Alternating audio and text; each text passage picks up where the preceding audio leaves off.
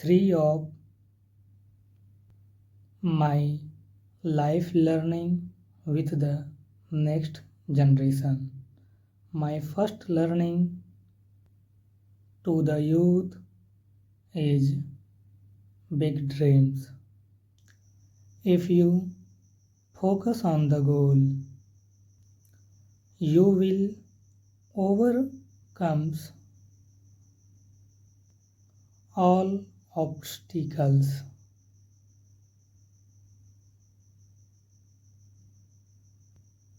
If you focus on obstacles, you will never reach your goals. My second learning, there is no substitute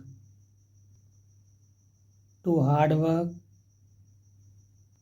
aims at being the best.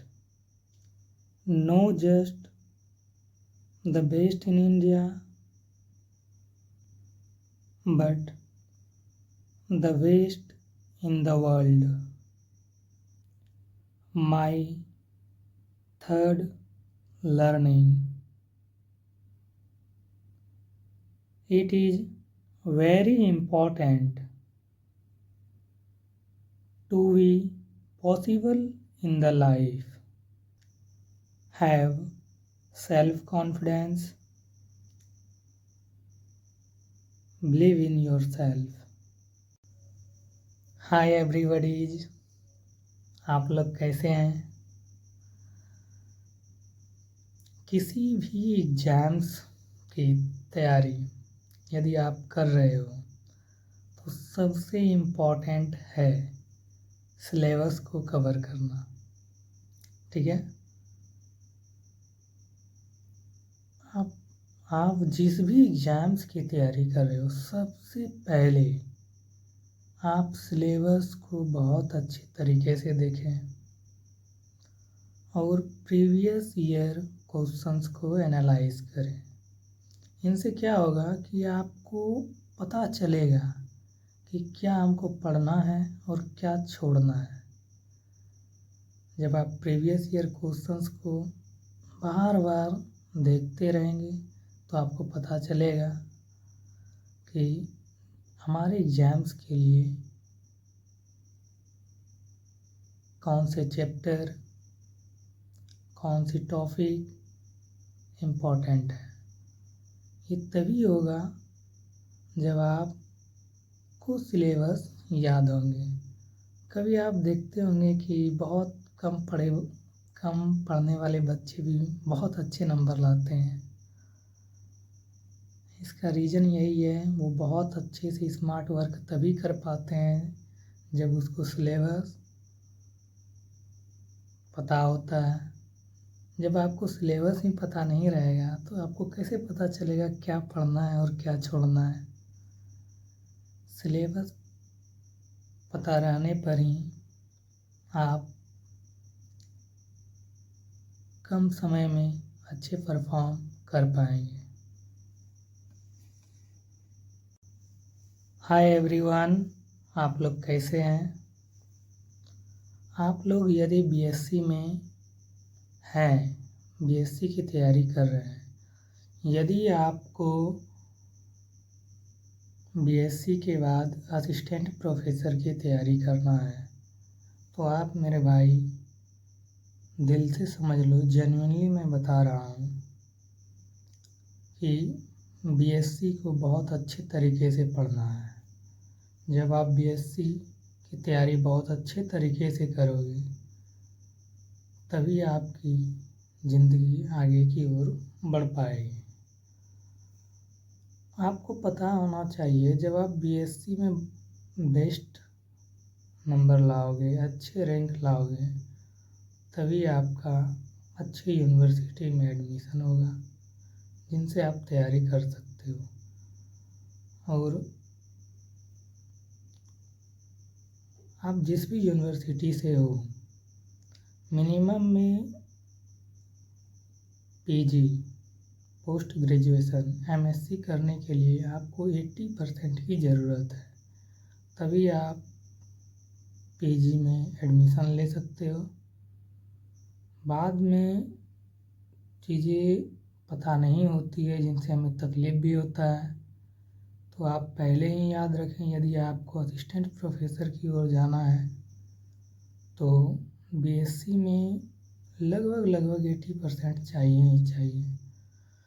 और PG जो आप कर रहे हो, PG में आप जितना अच्छा स्कोर कर सकें उतना करें। आप गोल्ड मेडलिस्ट हो जाएं तो बहुत अच्छी बात है। असिस्टेंट प्रोफेसर के लिए एग्ज़ाम्स होते हैं, नेट जेआरएफ जो यूजीसी कंडक्ट करती है, ठीक है ना। यूजीसी जो कंडक्ट कर रही है,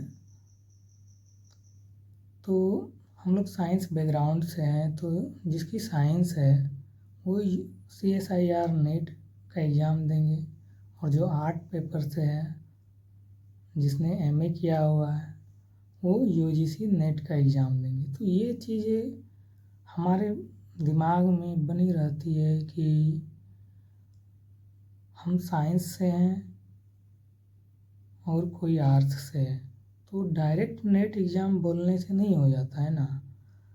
जब हम यूजीसी नेट के बारे में बात करेंगे तो वो आर्ट बैकग्राउंड के बच्चे उस असिस्टेंट प्रोफेसर बनने के लिए वो फॉर्म फिल कर सकते हैं, और जो साइंस बैकग्राउंड से है उसको CSIR नेट का एग्ज़ाम्स देना होता है, ठीक है, जिनसे आप अपने असिस्टेंट प्रोफेसर बनने के सपने को पूरा कर सकते हैं। हाय, आप यदि बीएससी में हैं या आप ग्रेजुएशन कर रहे हैं, तो मेरे भाई आप जितना स्मार्ट वर्क करेंगे उतना ही बेहतर परफॉर्मेंस होगा आपका। मैंने बहुतों को देखा है, बहुत ज़्यादा मेहनत करने के बाद भी वो फेल हो जा रहे हैं। हमारे ही कुछ दोस्त हैं जो बहुत अच्छे पढ़ने में थे, फिर भी वो फेल हो जा रहे हैं। इनका रीज़न ये था कि वो सही से तैयारी तो वो पूरा किए थे, लेकिन जो चीज़ें एग्ज़ाम्स में आ रही थी वो जानते हुए भी नहीं लिख पा रहे थे। इसका मतलब था कि उन्होंने प्रीवियस ईयर क्वेश्चंस को एनालाइज नहीं किया था। आप किसी भी यूनिवर्सिटी से हो, यदि आप ग्रेजुएशंस की तैयारी कर रहे हैं, जिस भी सेमेस्टर वाइज में हो या ईयरिंग्स में हो, आप यदि ग्रेजुएशन की तैयारी कर रहे हो तो आप सबसे पहले प्रीवियस ईयर के क्वेश्चंस को आप ठीक से देखें। हर साल प्रीवियस ईयर क्वेश्चन से 2 से 3 ऐसे होते हैं सवाल जो कि उन्हीं से पूछे जाते हैं, ठीक है। और जितना स्मार्ट वर्क हो सके उतना करें। स्मार्ट वर्क करके कम पढ़ के भी बहुत अच्छा नंबर लाया जा सकता है, ठीक है ना। तो ग्रेजुएशन में नंबर लाने का बेस्ट तरीका एक ही है, जो भी आप पढ़ रहे हैं उसको बार बार रिपीट करें, ठीक है, क्योंकि एक क्वेश्चन को 5 से 6 पेज में लिखना होता है। कहने का मतलब ये है कि आप जो भी क्वेश्चंस को पढ़ रहे हैं उसको बार बार रिवीजन करने से आप बहुत अच्छे कर सकेंगे। हम देखते हैं कि एग्ज़ाम्स में हम चीज़ें तो जान रहे हैं, क्वेश्चंस का आंसर पता है, पर जब एक ही क्वेश्चन में बहुत ज़्यादा टाइमिंग लग जाता है तो हम उस क्वेश्चंस को अचीव नहीं कर पाते हैं। इनसे होता है कि हम जानते हुए भी छूट जाता है हम लोगों से क्वेश्चंस। ये इसीलिए होता है कि हम लोग की प्रैक्टिस नहीं हो पाती है। एग्ज़ाम में 4 ही क्वेश्चंस को लिखना होता है, पर ठीक से बच्चे 3 क्वेश्चंस को लिख के आते हैं, चौथा सिर्फ टच कर सकते हैं, तो वो चारों क्वेश्चंस तभी बनेंगे और अच्छे से आंसर दीजिएगा तभी कोई उपाय है। चारों क्वेश्चंस बन जाए इसके लिए आपको बहुत प्रैक्टिस करने की ज़रूरत है। बहुत ज़्यादा पढ़ने की ज़रूरत नहीं है, बस जो भी आप पढ़ रहे हो उसको बार बार रिपीट करने की ज़रूरत है, सफलता आपको मिलेगी। हेलो दोस्तों, मैं हूँ भवेश राज। आप किसी भी एग्ज़ाम्स की तैयारी कर रहे हैं तो दिल से तैयारी करें, सफलता आपको मिलेगी। हम अपने ही दोस्तों को देखे हैं और देखते भी हैं कि एग्ज़ाम्स आने से पहले ही वो बहुत डिप्रेस्ड हो जाते हैं, डिप्रेशन में चले जाते हैं और डिप्रेशन में जाने से एग्ज़ाम्स की तैयारी ठीक से हो नहीं पाती है। मेरा मानना है कि आप कोई भी एग्ज़ाम्स हो उतने भी प्रेशर लेके एग्ज़ाम्स मत दीजिए जिनसे एग्ज़ाम्स ही ठीक से ना जा सके। मैं बताना चाहता हूँ ये इसलिए ज़रूरी है कि एग्ज़ाम्स बहुत इम्पोर्टेंस हैं और तैयारी साल 2 साल 3 साल की रहती है और 3 घंटे में हमें रिप्रेजेंट करना होता है, तो वो बहुत इम्पोर्टेंट है। इसलिए आप ठीक से तैयारी करें, ठीक है ना। मेरा ही दोस्त था जिसको एक एग्ज़ाम को लेके बहुत मतलब कि एक्साइटेड था कि एग्ज़ाम्स क्लियर करना है, ये करना है, वो करना है, ठीक है। पूरा हॉबी था। एग्ज़ाम्स आते ही वो डिप्रेशन में चला गया कि क्या आएगा क्या नहीं आएगा, चीज़ें उनको बहुत कठिन लगने लगी। जैसे ही एग्ज़ाम्स में गया तो उसको बहुत सारी चीज़ें दिक्कतें हुई। OMR में नाम भी गलत लिख के आया, तो चीज़ें होती है, तो इतना भी डिप्रेशन में नहीं जाना है कि जानते हुए चीज़ों को गलत करके आना है। Hi everyone, I am Bhavesh Raj. आप यदि लाइफ में कुछ बेटर करना चाहते हैं तो आप अपने सब्जेक्ट्स को बहुत ही अच्छे से डिसाइड करें। Dear friends, concept of study, अध्ययन का अवधारणा। बेस्ट कॉन्सेप्ट ऑफ स्टडी है the concentration directly proportional to the intelligence। एकाग्रता बुद्धिमत्ता के सीधा समानुपाती होता है। कंसंट्रेशन डायरेक्टली प्रोपोर्शनल होता है इंटेलिजेंसी के। आप जितना कंसंट्रेशन से स्टडी करेंगे आपकी इंटेलिजेंसी उतना ही बढ़ता चला जाएगा। आप हो सके जब भी पढ़ाई करें, दिल से बता रहा हूँ, जेन्युइनली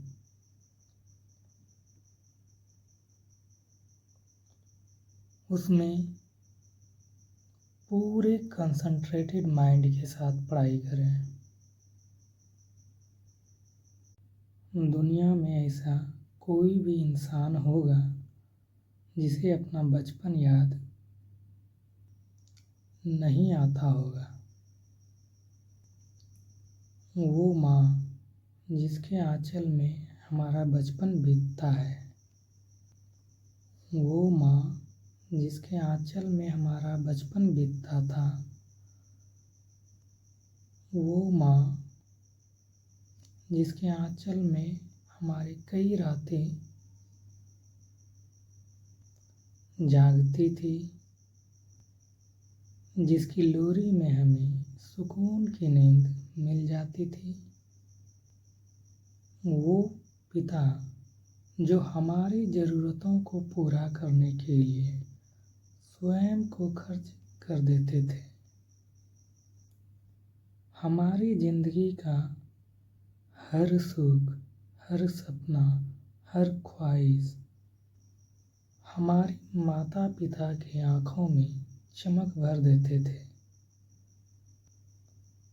वो अपनी आँखों की रोशनी को हमारी ज़िंदगी रोशन करने में जलाते थे।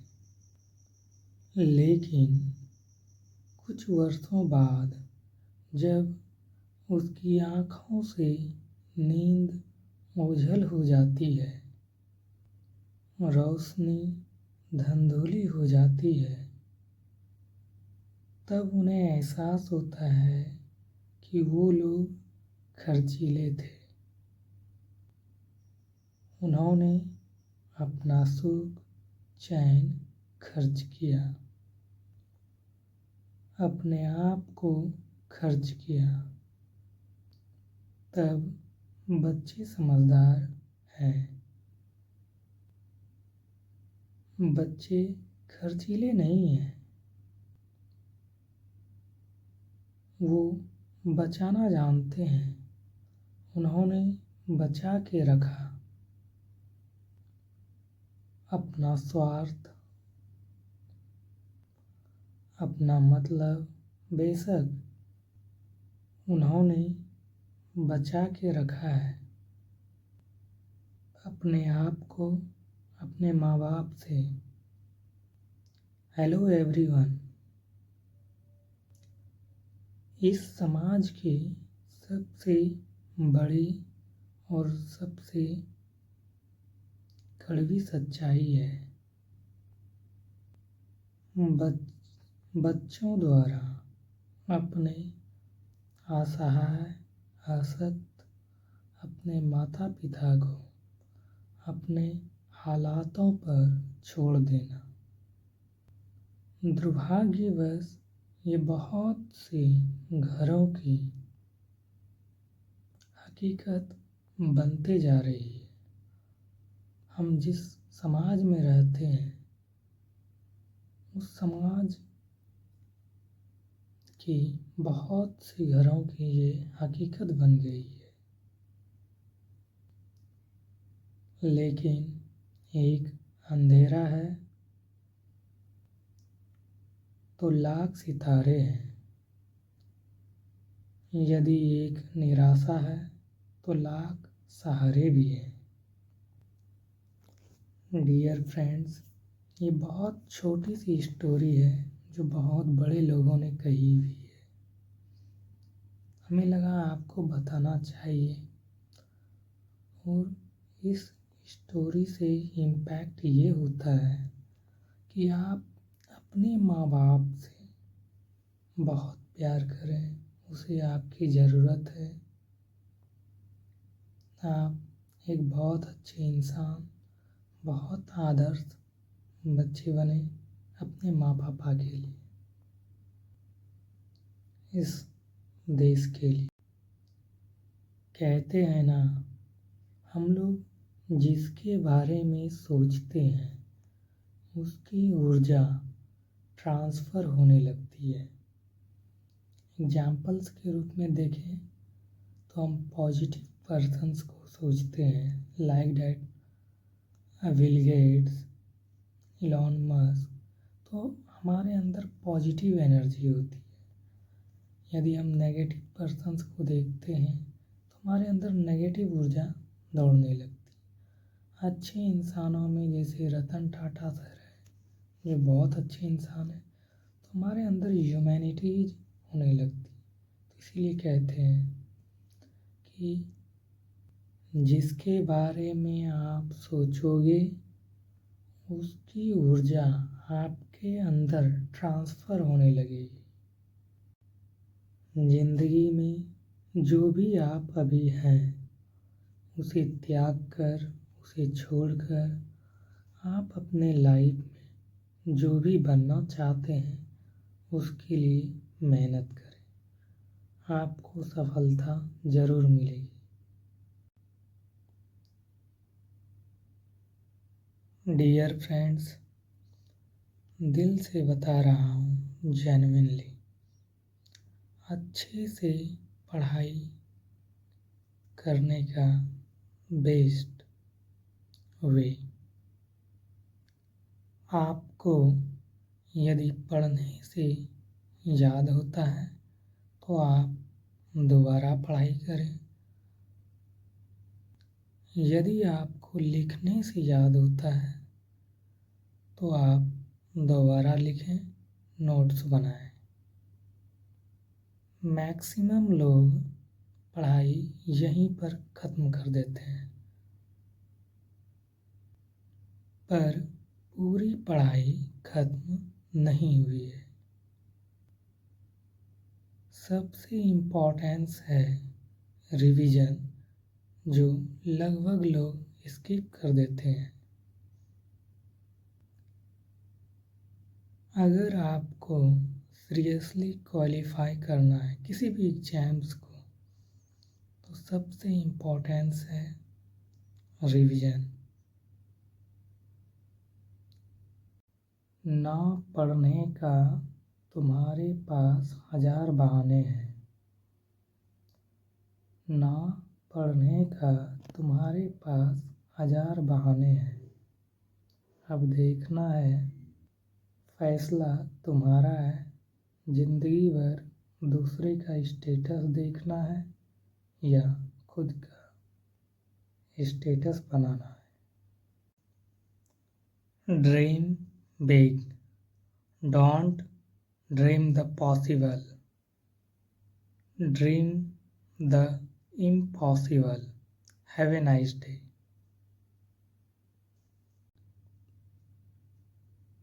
जिन पे गुजरती है ना वही मेरे दोस्त जानते हैं किसी के जाने की अहमियत क्या होती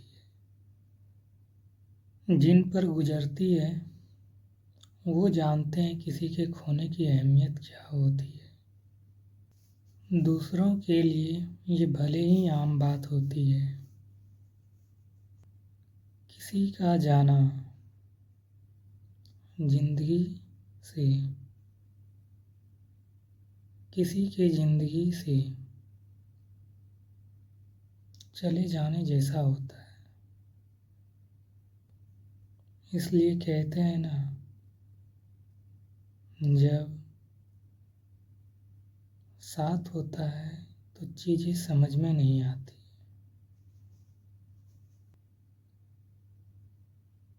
जब वो व्यक्ति आपसे दूर चले जाते हैं तब उसकी अहमियत पता होती है हम लोगों को। आप अपने भाई बहन, अपनी फैमिली से कभी अलग नहीं होना मेरे दोस्त। परिवार के बिना ये दुनिया संभव नहीं है।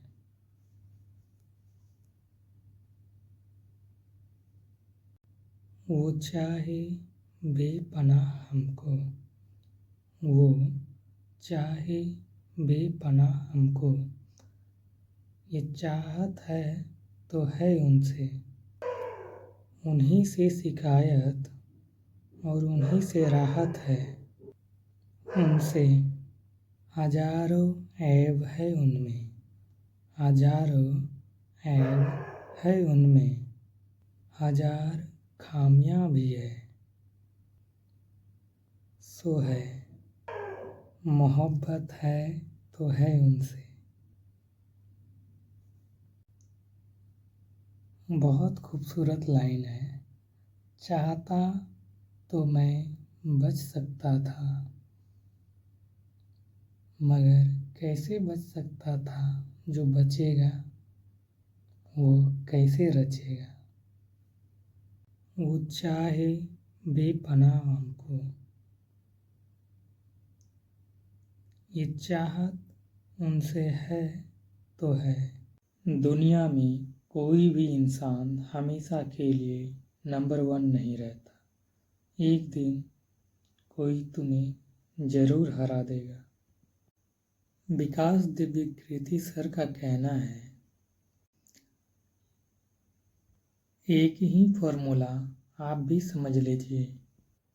दुनिया में कोई भी काम हो, कितना भी मुश्किल हो, यदि आप ठीक से 3 साल खर्च कर दिए तो मान के चलिए कि उसमें सक्सेस मिलनी तय हो जाती है।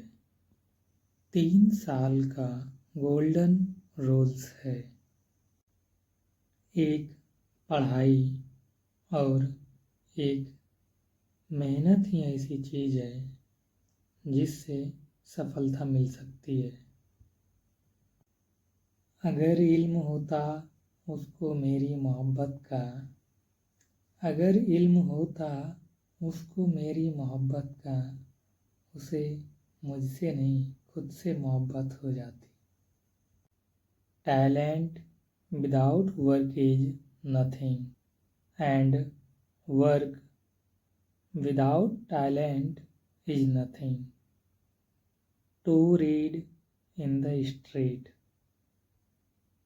It was like my first love, my mother, my brother, my father. In the beginning, pushed me a lot to follow my dreams. And my sister give me support. Hi friends, ये दुनिया मनहूस लोगों से भरी हुई है। आप कुछ भी करेंगे, आप कहेंगे कि मैं सोच रहा हूँ कि अपना काम शुरू करूँ। लोग कहेंगे, अरे पागल, मर जाएगा।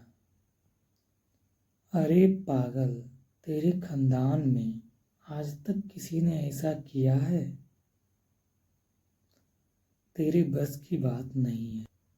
अरे छोड़ दे, तुझसे नहीं होगा। मैंने पहले ही कहा था तुझसे नहीं होगा। आप इन 2-4 मनहूस लोगों से दूर रहें और ऐसे लोगों के साथ रहें जो पॉजिटिव सोच के साथ जीते हैं, जो पॉजिटिव थिंक के साथ अपनी ज़िंदगी को बेहतर बनाते हैं, मेहनत करते हैं।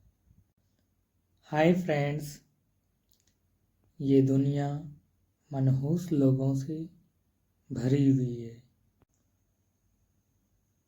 कैसे मैं हार मान लूं? मैं ही जानता हूँ मेरा सफल होना कितना ज़रूरी है। कैसे मैं हार मान लूं? विश्वास करना अपने ऊपर जब दुनिया विश्वास करना छोड़ दे। Believe in yourself but nobody believe in you. सच में ट्रूली मैं बता रहा हूँ, बिलीव करना अपने ऊपर। आपके भरोसे, आपकी मेहनत आपको सक्सेस की ओर लेके जाती है। दिल से जेन्युइनली अपने आप पर भरोसा करें, मेहनत करें, आपको सफलता ज़रूर मिलेगी। ये बिलीफ है मेरा। जिस व्यक्ति में जितनी गहराई होगी उसकी आवाज़ उतना ही विनम्र होगा। एक बहुत अच्छा शेर है, कह रहा है शोर दरिया से समंदर का सुकून, जिसमें जितना जर्फ है वो उतना ही खामोश। हाय डियर फ्रेंड्स, एक ऐसी चीज़ जो मैं आपको बताना चाहता हूँ, चाहे आप इस देश में कहीं से भी हो, किसी भी परिस्थिति में हो, जैसे भी हो आप, अगर आप में सपने देखने की काबिलियत है और आप किसी तरीके से सिर्फ अपने आप को कन्विंस कर लेते हैं कि ये सच होगा, तो फिर वो आपका सपना सच हो जाता है। इसके लिए आप कंटिन्यू मेहनत करें, आपको सफलता ज़रूर मिलेगी।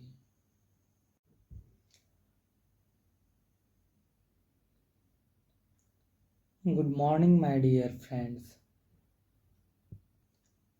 ज्ञान वो इन्वेस्टमेंट है जिसका डिविडेंड यानी मुनाफा जीवन के अंत तक मिलते रहता है। मैं ऐसा मानता हूँ कि एक सामान्य जीवन जीने के लिए इंसान को रोटी, कपड़ा, मकान के अलावा अगर किसी चीज़ की सबसे ज़्यादा ज़रूरत है तो वो है एजुकेशन। आपके पास यदि धन है तो उसे आप गोल्ड में कन्वर्ट कर सकते हो। धन हो या सोना, दोनों के कम हो जाने का, खो जाने का डर हो सकता है, पर डियर फ्रेंड्स, यही धन को हम नॉलेज में कन्वर्ट करें तो ना इसके खोने का डर हो सकता है और ना ही इसकी चोरी हो सकती है। देखिए, मुझे बहुत सी बातों ने जीवन में प्रभावित किया है। मेरे यह अनुभव सुनने में आपको शायद साधारण लगे, पर इसका सार बहुत अच्छा है। यदि हम आपसे पूछें कि इस देश में सबसे शक्तिशाली कौन है, तो आप कहेंगे जिसके पास पावर है, धन है,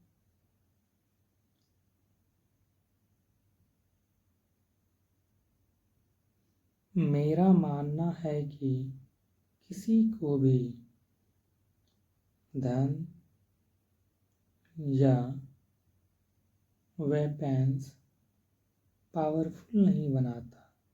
अगर बनाता भी है तो कुछ समय के लिए ही बनाता है। दौलत आज है, कल नहीं होगी। शस्त्र का ज्ञान तभी तक काम आएगा जब तक वो चल सकता है। Once it is used becomes absolute। पर शास्त्र का ज्ञान कभी नहीं रुकता है। Knowledge can never be absolute। शास्त्र का ज्ञान शस्त्र के ज्ञान से कई ज़्यादा प्रभावशाली होता है। अब देखिए, एक राजा कितने राज्यों पर राज किया, किस किस शस्त्र का उपयोग किया, कितने सैनिक थे, शायद आपको याद नहीं रहेंगे। पर जीरो का आविष्कार किसने किया, राष्ट्रगान किसने लिखा, बल्ब का आविष्कार किसने किया,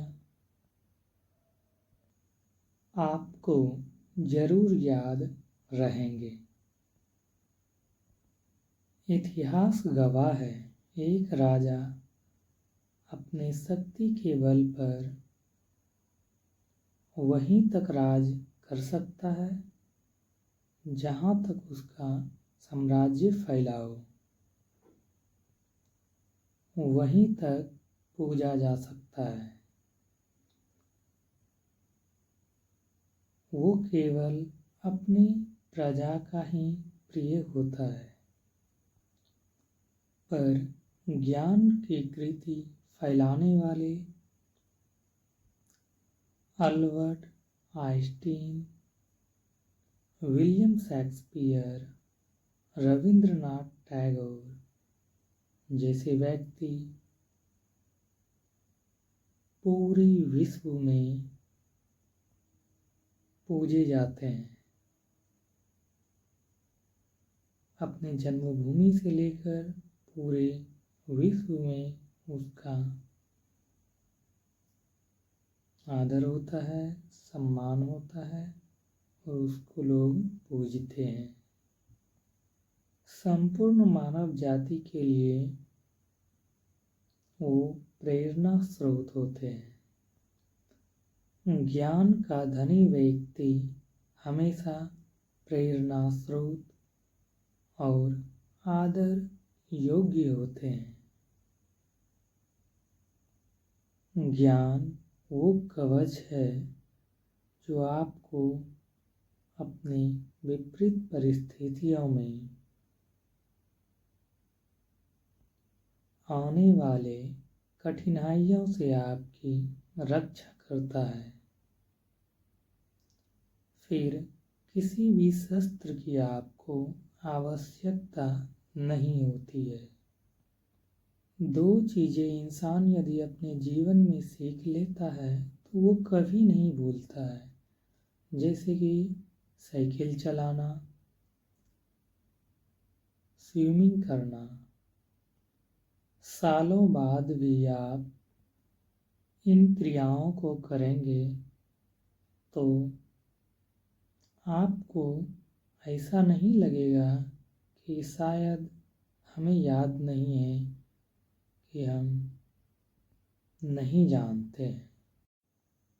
You will confidently do it। काश कि हम पढ़ाई भी इसी नज़रिए के साथ करें। That when you will chase knowledge, number will always follow। देखिए, महाभारत में जब गुरु द्रोणाचार्य ने एकलव्य को अपने शिष्य मानने से और गुरुकुल में लाने से इनकार कर दिया, तब एकलव्य ने गुरु द्रोणाचार्य की मूर्ति बनाकर उससे प्रेरणा लेकर उसने धनुर्विद्या को सीखा। एकलव्य ने धनुर्विद्या में वही सफलता प्राप्त की जो गुरुकुल में द्रोणाचार्य के साथ शिष्य को सफलता मिली। उस प्रतिमा के रूप में एकलव्य को हमेशा ये एहसास होता था कि वो अपने गुरु के साथ है। कहते हैं जब गुरु साथ हो तो सफलता हासिल करने से कोई आपको रोक नहीं सकता है। हेलो डियर फ्रेंड्स, आज आपको लोग ताने मारेंगे तो आप जवाब मत दीजिएगा, शांत रहिएगा। लड़ाई बड़ी है हमारी, इसीलिए मौन है हम। एक दिन हमारी सफलता बताएगी कि कौन है हम। जो काम कर रहे हो आप उसे दिल से करो। गलत इंटेंशन के साथ करोगे, गलत अचीवमेंट के साथ करोगे तो आपको सफलता कभी नहीं मिलेगी। अगर आप जिस काम में हो उस काम में पूरे इन्वॉल्व हो के आप उस काम को करते हो, दिल से करते हो, तो आपको सफलता ज़रूर मिलेगी और ऊपर वाला भी आपका मदद करेगा।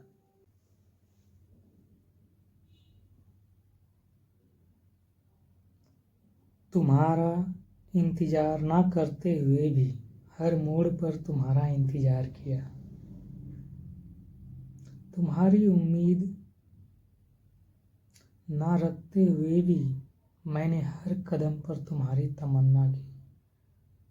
तुम्हें ना चाहते हुए भी तुम्हें इतना चाहा कि किसी और को चाहने की आशा ना रही।